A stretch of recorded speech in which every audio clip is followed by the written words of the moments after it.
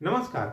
पवित्र सावन का महीना चल रहा है और इस सावन में महादेव का नाम लेना, उनका ध्यान करना, ओम नमः शिवाय का जप करना, उन्हें जल चढ़ाना या प्रभु की कथाएं सुनने और सुनाना, इन सब का महत्व काफ़ी बढ़ जाता है। तो आइए हम लोग भी सुनते हैं प्रभु की एक कथा, अत्यंत ही रोचक कथा। ये कथा हम रामायण के रामचरितमानस और महादेव की कृपा, इन सबको आपस में जोड़ते हुए एक सुंदर सी कथा सुनते हैं। आप आनंद लीजिए और फिर कमेंट में बताइए कि वीडियो को, कथा को पूरा सुनिए और फिर कमेंट में बताइए कि आपको कैसा लगा। शुरुआत करते हैं हम लोग मिथिला से। मिथिला में उस समय सीता माँ का बचपन बीत रहा था। सीता माँ थी तो मिथिला की राजकुमारी, लेकिन वो राजा जनक की अपनी संतान नहीं थी। वो राजा जनक को भूमि से मिली थी और ये राजा जनक को भी ये बात पता चल गई थी कि ये हमारी जो पुत्री है वो कोई साधारण बालिका नहीं है, कुछ तो विशेष है इसमें। ऐसी कई चीजें हुई थी जिससे राजा जनक को पता चल गया था कि ये सीता जो है वो साधारण बालिका नहीं है। राजा जनक के यहाँ एक जो खास बात क्या थी कि उनके यहाँ एक पूर्वजों से प्राप्त भगवान शिव का धनुष उनके महल में रखा हुआ था।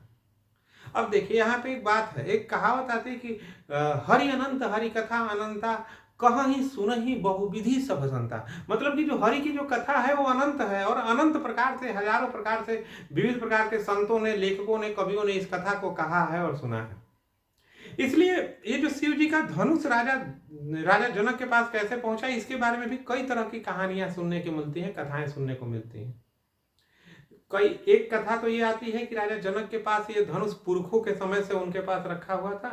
एक कथा ये आती है कि ये शिव जी का धनुष, ये सीता माँ का विवाह किसी के साथ भी ना हो जाए, इसके लिए स्वयं भगवान शिव ने महर्षि परशुराम के हाथ भिजवाया था।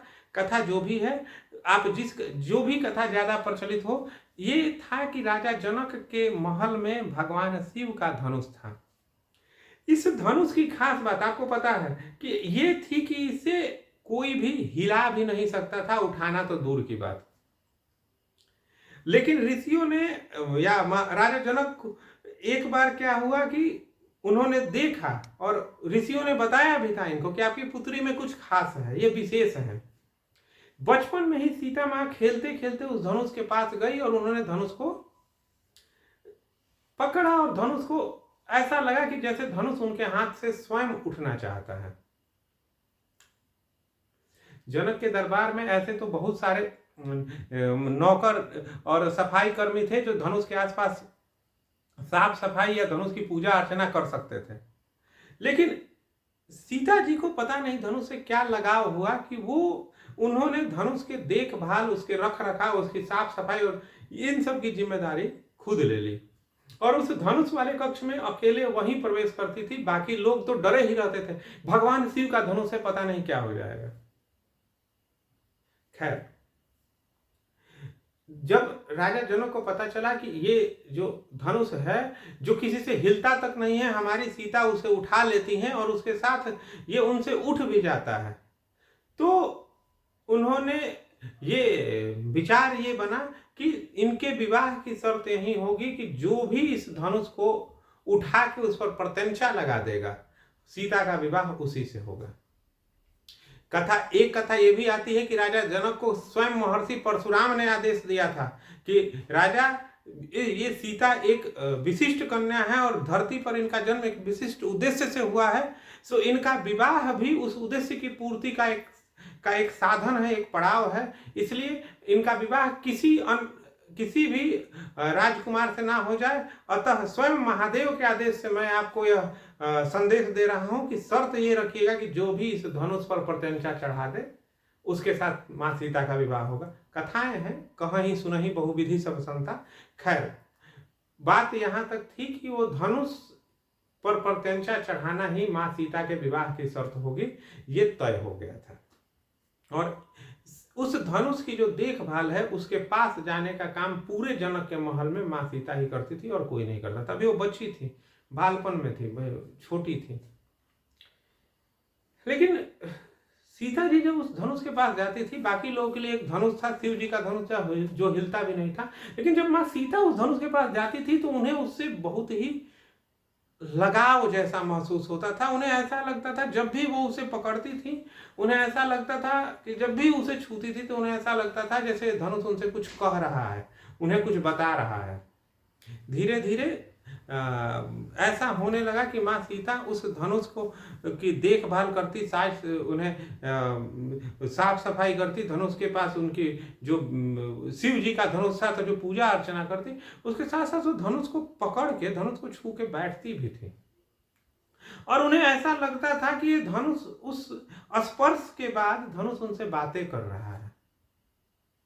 माँ सीता का वो धनुष को स्पर्श करती, धनुष उनसे बातें करता, और धीरे धीरे धनुष ने सीता जी के साथ उन्हें बहुत सारी बातें बतानी शुरू की। कहते हैं कि सीता जी में बचपन से ही थोड़ा सा साहसिक गतिविधि हो, आत्मरक्षा की कलाएं, युद्ध कलाएं या प्रशासन की कलाएं, इन सब के प्रति उनके मन में रुझान था। देखिए, मिथिला छोटा राज्य था, वहां युद्ध की संभावना नगण्य थी। वो किस पर आक्रमण करता या उस छोटे से राज्य पे कौन आक्रमण करता। जनक खुद ज्ञान के प्रति झुकाव वाले व्यक्ति थे, शासन के प्रति उतना ज्यादा नहीं। लेकिन इस पूरे मिथिला के ज्ञान वाले माहौल में सीता जी अकेली थी जिन्हें इस तरफ झुकाव था। वो धनुष से कई बार पूछती भी कि ऐसा क्यों है कि हम और लोगों से, मेरी सोच, मेरा रुझान और लोगों से अलग है। धनुष उन्हें बताता कि देवी आप अलग हैं, आप एक विशेष उद्देश्य के लिए आए हैं, और ये जो चीज है आपकी रुझान है वो आपके भविष्य के लिए आवश्यक है। सीता जी उस बचपना में ही पूछती कि कैसा भविष्य, मुझे आत्मरक्षा की क्या आवश्यकता पड़ेगी। धनुष बोलता कि देवी आपको बहुत विशिष्ट चीजों के लिए तैयार होना है। और कहते हैं, कथा ऐसे आगे बढ़ती है कि धनुष, सीता जी वहां जाती, धनुष को स्पर्श करती और धनुष के साथ उनकी बात शुरू होती, और धीरे धीरे धनुष ने एक शिक्षक की तरह, एक गुरु की तरह सीता जी को तमाम तरह की विद्याएं सिखाई। कहते हैं, कथा आगे बढ़ती है, ये धनुष ने उनको ज्ञान, धनुष ने उन्हें ज्ञान दिया, जरूरी जो कौशल है वो दिया। उस साथ ही साथ धनुष ने उन्हें आत्मरक्षा की तकनीकें, युद्ध कला की तकनीकें इत्यादि भी उन्हें बताई।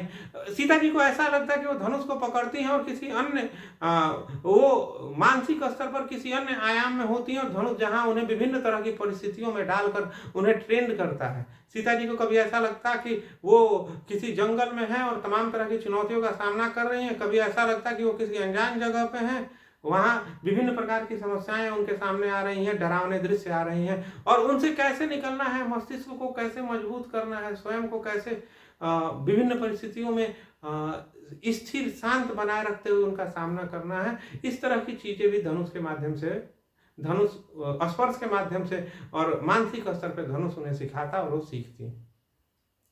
कहते हैं कि धनुष एक अच्छे शिक्षक की भांति सिर्फ उन्हें ज्ञान ही नहीं देता, वो वार्तालाप भी करता। कैसे एक अच्छा टीचर जो होता है वो क्लास में सिर्फ बोरिंग लेक्चर ही नहीं देता है, वो अच्छी अच्छी बातें भी बताता है, कहानियां सुनाता है, हंसाता भी है, उनको दोस्त की तरह भी है। एक अच्छा शिक्षक वो होता है जो अपने विद्यार्थियों के साथ दोस्ताना व्यवहार करता है। सीता जी को धनुष में अपना सबसे अच्छा दोस्त जैसा मिला था, और ज्ञान के साथ साथ, शिक्षा के साथ साथ, आगामी जीवन की चुनौतियों की तैयारी के साथ साथ धनुष उनसे खुल के बातें भी किया करता था। सीता जी अक्सर उससे पूछती थी कि आप जहां से आए हैं, त्रिपुरारी भगवान शिव के पास से आए हैं, उनके बारे में कुछ बताइए। धनुष बताता अपने स्वामी, जिनके हाथ का वो आभूषण है, जिनके हाथ का वो सुंदर भूषण है, उसके बारे में बताते बताते धनुष को अत्यंत आनंद आता और स्वयं माँ सीता को भी आता। किसको नहीं आएगा? महादेव शिव और माँ पार्वती के बारे में सुनना, वो भी उसके माध्यम से जो खुद उनके हाथ में रहा है। क्या अद्भुत स्थिति रही होगी, क्या अद्भुत दृश्य बनता होगा ना। माँ सीता को इसमें बहुत आनंद आता। भगवान शिव के बारे में धनुष ने बहुत सारी चीजें माँ सीता को बताई, बहुत सारी चीजें बताई, और यही कारण है कि सीता जी नेचुरली भगवान शिव और माँ पार्वती की भक्त थी। आपको याद होगा, बाबा तुलसी लिखते हैं अपने एक रामचरितमानस में कि जब सीता जी और राम जी की पहली बार वो जनक के उपवन में मुलाकात हुई थी और सीता जी को लगा था कि ये युवक मेरा पति बनने के लिए योग्य है, तो वो जाके पार्वती जी के मंदिर में उन्होंने प्रार्थना की थी और पार्वती जी ने उन्हें वर दिया था कि मन जाहि राचहु मिलहु सोवर सहज सुंदर सावरो। ये पार्वती जी ने उन्हें वर दिया था। कहा जाता है कि धनुष ने सब कुछ उनको बता दिया था, किसी महादेव के बारे में, दुनिया के बारे में तमाम तरह की शिक्षाएं, एक दोस्त की तरह, एक गुरु की तरह तमाम तरह की चीजें बताई थी। कथाएं तो ऐसा भी आती थी कि धनुष के माध्यम से स्वयं भगवान शिव उन्हें शिक्षा दे रहे थे, तैयार कर रहे थे। सीता जी और राम जी की नियति थी कि उन्हें दुनिया को बदलना है, दुनिया को एक व्यवस्था देनी है, बुराई का नाश करके अच्छाई की स्थापना करनी है, और अच्छाई की स्थापना ही सिर्फ नहीं करनी है, उसको व्यवस्थित कर देना है कि समाज व्यवस्था में आगे बढ़े। कथा कुछ संत, कुछ विद्वान तो यहाँ तक कहते हैं कि धनुष के माध्यम से स्वयं भगवान शिव उनसे इंटरेक्शन करते थे, उनसे वार्तालाप करते थे। खैर, हम तो धनुष मान के ही कथा को आगे बढ़ाएंगे। धीरे धीरे वो समय आ गया जब सीता जी का स्वयंवर होने वाला था। सीता जी तब तक राम जी से मिल चुकी थी और उन्हें लगा था कि शायद योग्य हैं। उनके मन में शंका हुई कि शायद जो धनुष कहाँ से उठा पाएंगे ये नवयुवक। तो वो पार्वती जी के मंदिर में गई थी, गौरी की अर्चना की थी, पूजा अर्चना की थी, माँ पार्वती ने उन्हें आशीर्वाद दिया था। फिर भी वो अंतिम बार धनुष से वार्तालाप करने आई। उन्होंने आई, वैसे ही प्रणाम किया, धनुष को स्पर्श किया, पूछा कि अब आप बताइए कल क्या होगा। धनुष ने बोला कि देवी, कल मेरा जीवन यहाँ आने का, इस धरती पर आने का मेरा उद्देश्य कल पूरा हो जाएगा। सीता जी ने कहा कि आपका उद्देश्य पूरा हो जाएगा, फिर क्या हम फिर से बातें करेंगे? धनुष ने कहा कि देवी, कल मेरे यहाँ आने का उद्देश्य पूरा हो जाएगा। आप जिस विशिष्ट उद्देश्य के लिए इस धरती पर आई हैं, उस उद्देश्य में आपका विवाह की एक बहुत बड़ी भूमिका है, कल वो पूरा हो जाएगा। सीता जी ने कहा कि क्या मेरा विवाह उसी से होगा जो मेरे मन में इच्छा है? धनुष ने कहा कि देवी, ये बताने की मुझे अनुमति नहीं है, लेकिन आपका विवाह जिस उद्देश्य के लिए होना है, जिस महान उद्देश्य के लिए होना है, वही होगा। आप इस बारे में निश्चिंत रहें।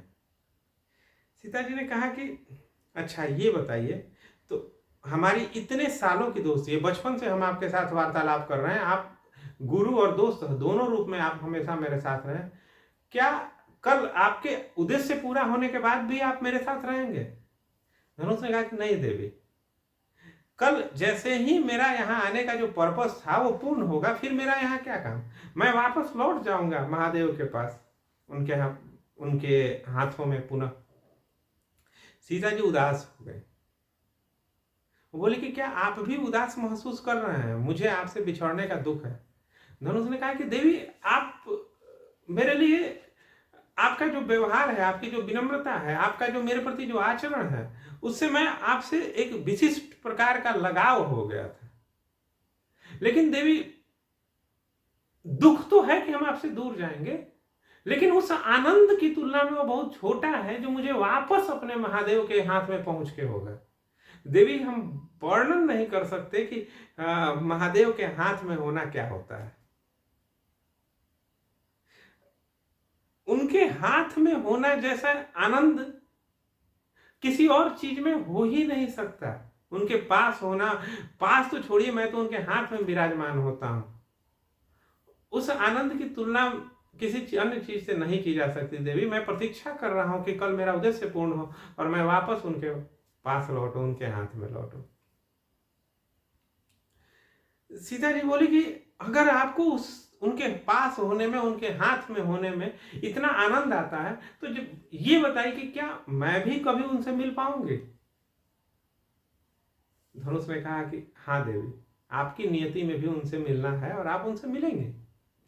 सीता जी ने कहा कि कब? भगवान से मिलना है, कब? धनुष ने कहा कि देवी, ये बताने की मुझे अनुमति नहीं है, लेकिन आप इस जीवन में उनसे मिलेंगी जरूर।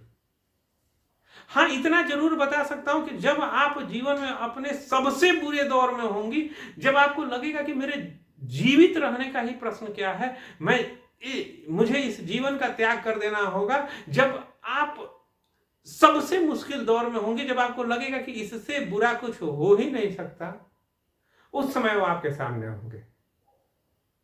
जब आप हर उम्मीद छोड़ दी होंगी, तब प्रभु आपके सामने होंगे। अक्सर ऐसा ही होता है ना, कि जब जीवन में कोई उम्मीद नहीं बचती, लोग प्रभु को याद करते हैं और महादेव कोई ना कोई रास्ता दिखा देते हैं। कहते हैं ना, एक लोटा जल और सभी समस्याओं का हल सावन में। खैर, धनुष ने इतना कहा और फिर चुप हो गया। सीता जी समझ गई कि ये धनुष के साथ मेरी आखिरी वार्तालाप थी। उन्होंने धनुष को प्रणाम किया और वापस चली गई, उस कक्ष से चली गई। उसके बाद अगले दिन फिर आपको पता ही है कैसे भगवान राम ने धनुष पे प्रत्यंचा चढ़ाई, कैसे धनुष टूटा वापस और बिजली की चमक के साथ धनुष के टुकड़े गायब हो गए। ये सब कहानियां हैं, कथा आगे रामायण की चलती है, आपको पता ही है। लेकिन सीता जी को ये बात हमेशा याद रही कि भगवान शिव से वो मिलेंगे और कभी ना कभी उनके पास वो आएंगे।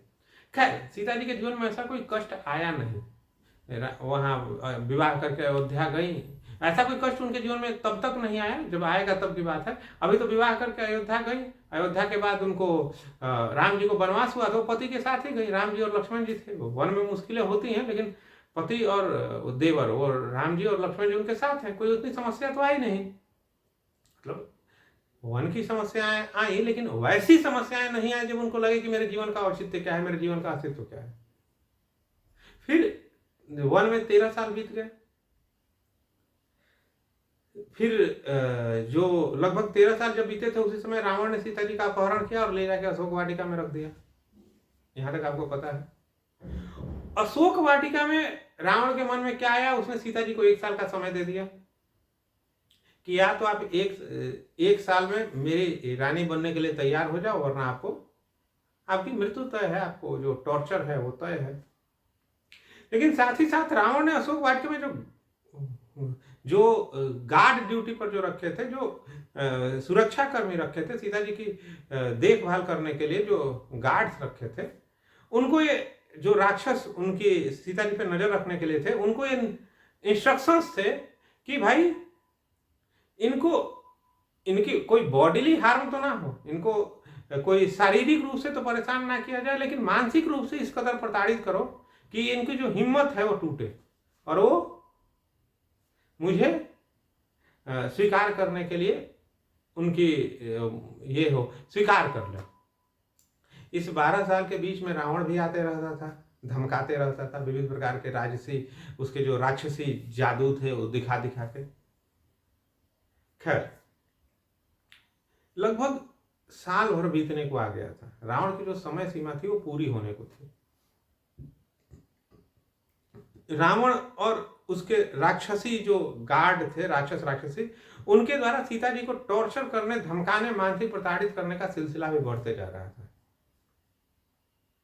अब सीता जी को लग रहा था कि अब मेरे जीवन का औचित्य क्या है, कुछ दिन की और बात है, रावण का दिया हुआ समय सीमा पूरा हो जाएगा, प्रभु राम की कोई खोज खबर अभी तक नहीं है, अब मेरे जीवन में बचा क्या है। सीता जी एकदम निराश हो चली थी, एकदम निराश। अब उनको लगा था कि मेरे जीवन का अंत कर लेना ही ये है, मुमकिन है, मेरे जीवन में कुछ बचा नहीं है। और सीता जी तब अपने जीवन के सबसे दुखद पड़ाव पे थी। और कभी कभी जब वो टॉर्चर, प्रताड़ना बहुत बढ़ जाती थी, रावण के द्वारा डराना धमकाना बहुत बढ़ जाता था, जब उन्हें लगता था असहनीय हो जाता था, उन्हें लगता था कि साल बीतने को आ गया, प्रभु अभी तक नहीं आए, मेरे पति भगवान राम अभी तक नहीं आए। एक समय ऐसे में रावण आया, इनको धमका के गया। मां सीता एकदम उदास हो चली थी, निराश हो चली थी। रात्रि हुई। अब बैठे बैठे मां सीता सोच रही थी कि अब मैं क्या करूं, क्या कदम उठाऊं। यहां तक कि रात बढ़ चली, उनके जो गार्ड थे वो भी सो गए। तब एकाएक उन्होंने देखा कि अशोक के जिस पेड़ के नीचे वो बैठी हुई हैं, उसके ऊपर एक छोटा सा बंदर पेड़ के ऊपर से धीरे धीरे उतर रहा है। मां सीता ने सोचा कि रावण की फिर से कोई नई चाल है। रावण तो जादू ही था, कुछ भी कर सकता है, किसी भी रूप में आ सकता है। लेकिन बंदर धीरे धीरे उतरा और फुसफुस, छोटा सा बंदर, और फुसफुसाते हुए बोला, इशारा किया कि मां आप आवाज मत करिए, शोर मत करिए। सीता जी ने शोर नहीं किया, लेकिन बड़ी संदेह के भाव से उनसे पूछा कि तुम हो कौन, ऐसा बंदर तो यहां पर कभी देखा नहीं। उस समय धीरे धीरे बंदर ने अपना आकार बढ़ाया और हनुमान जी ने सीता जी से बातचीत शुरू की। फिर उन्होंने अपना परिचय दिया, माँ सीता को हे माँ कह के प्रणाम किया, अपना परिचय दिया, उन लोगों के बीच में वार्तालाप हुआ। फिर उन्होंने राम जी की खबर दी कि हम उनका दूत हैं। राम जी से लाया गया, राम जी की जो मुद्रिका थी वो दी, सीता जी से उनकी चूड़ामणि लेके गई, सीता जी ने भी अपनी जो निशानी थी वो दी। सीता जी के लिए उस निराशा के क्षण में हनुमान जी का आना ऐसा लगा था जैसे बरसों के प्यासे को पानी की बूंद मिली।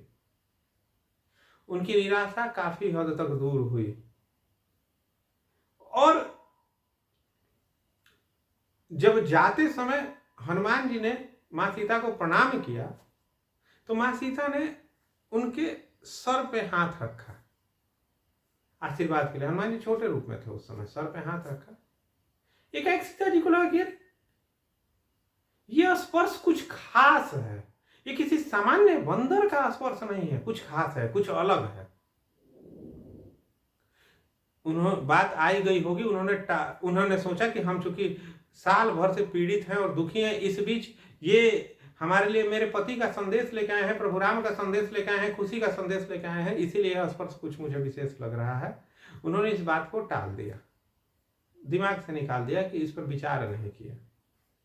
खैर, उसके बाद की कहानी आप जानते हैं, कैसे हनुमान जी ने लंका जलाया, तो फिर कैसे प्रभु राम पुल बनाए वापस आए,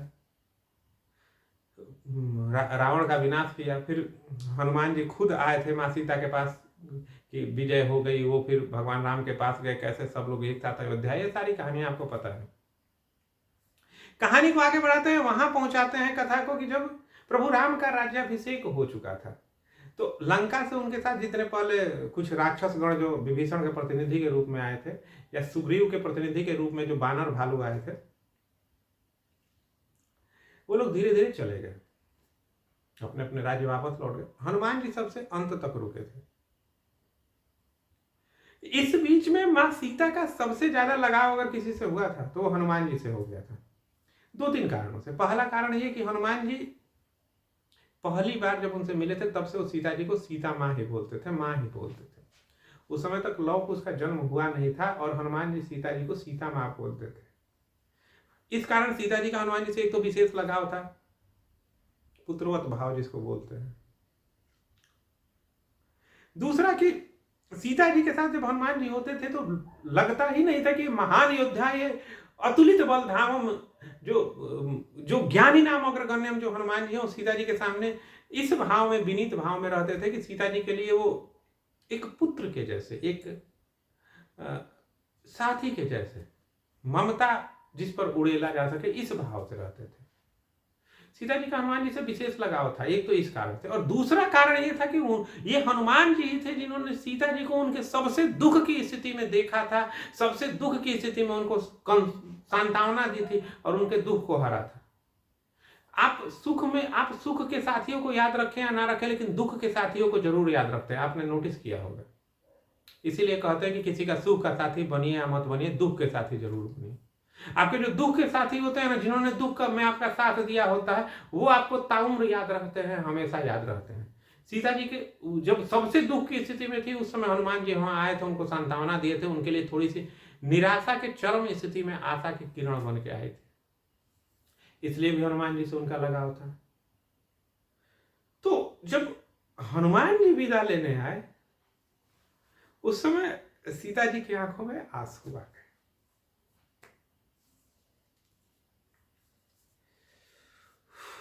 उन्होंने उनसे पूछा कि कहाँ जाएंगे, अब आप कहाँ जाएंगे? आप तो, सुग्रीव तो अपने राज्य में गए और जो बंदर भालू थे वो लोग भी गए, आप कहाँ जाएंगे? हनुमान जी ने उनसे कहा कि माते, अब मैं हिमालय की ओर जाके तपस्या करूंगा, कुछ भगवत भक्ति में मैं हिमालय की ओर जाके सांसारिकता से थोड़ा सा दूर बस के तप और ज्ञान के मार्ग पे थोड़ा सा आगे बढ़ना चाहूंगा, उधर बढ़ूंगा। माँ सीता ने पूछा कि हम फिर कब मिलेंगे। कथा आती है कि माँ सीता ने हनुमान जी से पूछा उस विदा के समय में कि हम फिर कब मिलेंगे। हनुमान जी ने कहा कि माता, इस जीवन में अब हम लोग नहीं मिलेंगे। सीता जी को लगा कि इतना निश्चित होके क्यों कह रहे हैं, श्योर कैसे हो सकते हैं, क्या इन्होंने जीवन को देख लिया है क्या, क्या आने वाले जीवन में अब क्या होने वाला है। फिर भी हनुमान जी ने कहा कि मेरा अंतिम प्रणाम स्वीकार करिए माता, और उन्होंने तब सीता जी ने उनके सिर पर फिर से हाथ रखा, अंतिम मतलब प्रणाम के इसमें, जैसे माँ अपने बेटे के सर पे हाथ रखती है। एकाएक सीता जी को लगा कि अरे, जैसे उन्होंने सर पे हाथ रखा, उनके सामने उनकी आंखें बंद हुई, उन्होंने लगा कि मेरे सामने स्वयं महादेव खड़े हैं, स्वयं महादेव खड़े हैं। जो रूप सब उनके बारे में सीता जी बचपन से सुनते आई थी, उस रूप में स्वयं महादेव खड़े हैं, त्रिशूल लिए हुए, हाथ में त्रिशूल, गले में सर्पों की माला, डमरू और वरद मुद्रा में हाथ। सीता जी को एक धनुष द्वारा बरसों पहले कही गई सारी बातें उनकी आंखों के सामने तैर गई कि आप शिव जी से, महादेव से मिलेंगे, इस जीवन में जरूर मिलेंगे। कब मिलेंगे? जब आपके जीवन में निराशा अपने चरम स्तर पे होगी, जब आपको कोई रास्ता नहीं दिखेगा, जब आप अंधकार में डूब चुकी होंगी, जब आपको लगेगा कि मेरे जीवन का कोई औचित्य नहीं है, उस समय महादेव आपके सामने होंगे। लेकिन आप में ये क्षमता होनी चाहिए कि आप उन्हें पहचान पाए, क्योंकि अक्सर जब प्रभु आते हैं तो इस वेश में आते हैं कि हम पहचान नहीं पाते हैं। एकाएक धनुष द्वारा कही गई सारी बातें उनके सामने तैर गई, और तब उन्हें रियलाइज हुआ कि जब से हमने देखा है, जब से पहली बार जब हम हनुमान जी मेरे पास आए हैं, क्यों मुझे ऐसा लगता था कि ये कोई सामान्य बंदर नहीं है, क्यों मुझे ऐसा लगता था कि इनसे मेरा कोई संबंध है, क्यों मुझे इतना अपनापन महसूस होता था। जो वही अपनापन जो मुझे धनुष के साथ होता था, इससे भी ऊंचे स्तर का अपनापन क्यों महसूस होता था। क्षण भर में सीता जी की आंखों के सामने सारी बातें, उनके मस्तिष्क में सारी बातें आई, और उन्होंने जैसे ही आंखें खोली, लेकिन हनुमान जी वहां से जा चुके थे। खैर, ये थी कहानी माँ सीता और महादेव की बीच के संबंधों की कथा है। दयालु प्रभु कितने दयालु होते हैं, किस तरह से मुश्किल वक्त में भी प्रभु उनके साथ होते हैं। ये कथा आती है। कई बार कई संत कथा को यहीं खत्म कर देते हैं, और कई संत ऐसा कहते हैं कि ये बोध होने के बाद भी कि हनुमान जी स्वयं महादेव ही थे, स्वयं महादेव के अंश थे, भी उनके बाद सीमा सीता से उनका वार्तालाप हुआ था कुछ देर। खैर, अगर उन कथा उन संतों, उन महात्मा लेखकों, उन कवियों के बारे में के द्वारा कही गई कथा के रूप को आगे बढ़ाएं, तो लोग कहते हैं कि ये महसूस होने के बाद भी माँ सीता ने विनती की कि आप थोड़े दिन और रुक जाइए। मेरे पुत्र सीता जी को पता था कि वो गर्भवती हैं, उनके गर्भ में संतान है, तो उन्होंने कहा था कि आप थोड़ी देर रुक जाइए, आप मेरे पुत्र को भी, मेरे पुत्र या पुत्री, मेरी जो संतान होगी उसे भी आशीर्वाद देके जाइएगा। महादेव ने कहा कि देवी, हम सिर्फ आपके पुत्र ही नहीं, चर अचर चराचर जगत में जितने भी प्राणी हैं, सबके साथ हम हैं, सबके साथ मेरा आशीर्वाद है। जो भी मुझे बुलाता है, जो भी मुझे याद करता है, हम उसके साथ होते हैं, और हमारा आशीर्वाद, हमारा उपस्थिति, हमारी जो मौजूदगी है, जो भी मुझे याद करता है उसके साथ होती है। खैर, कथा जो भी है, ये अवश्य है कि पूरी रामायण में अधिकांश जगह पर महादेव उपस्थित रहे हैं। कई बार प्रत्यक्ष रूप में, कई बार हनुमान जी के रूप में, कई बार अप्रत्यक्ष रूप में। तो ये तो थी माँ सीता के साथ महादेव का जो वार्तालाप है, माँ सीता के साथ महादेव का जो जुड़ाव है रामायण में, उसकी कथा। अगली कथा में, अगले वीडियो में हम आपको सुनाएंगे कि प्रभु राम के साथ रामायण में महादेव से क्या जुड़ाव है, क्या संबंध है, क्या कनेक्शन है। फिलहाल आपने इस कथा का आनंद लिया, आपको कैसा लगा कमेंट में बताइए। वीडियो को लाइक करिए और शेयर करके और लोगों को भी कथा सुनाइए। अच्छी चीज़ों को भी अगर हमें कुछ अच्छा लगा है तो हम और लोगों को भी सुनाएंगे, और लोगों तक पहुंचाएंगे लिंक को शेयर करके। तो अच्छी बात है, अच्छाई को भी फैलाना चाहिए। और चैनल को सब्सक्राइब कर लीजिए, क्योंकि अगली वीडियो में, अगली कथा में हम आपको सुनाएंगे कि प्रभु राम के साथ रामायण में और महादेव का क्या जुड़ाव है, क्या संबंध है, कैसे कथा आगे बढ़ती है। जल्दी फिर मिलते हैं उस वीडियो में, तब तक के लिए नमस्कार, जय श्री राम।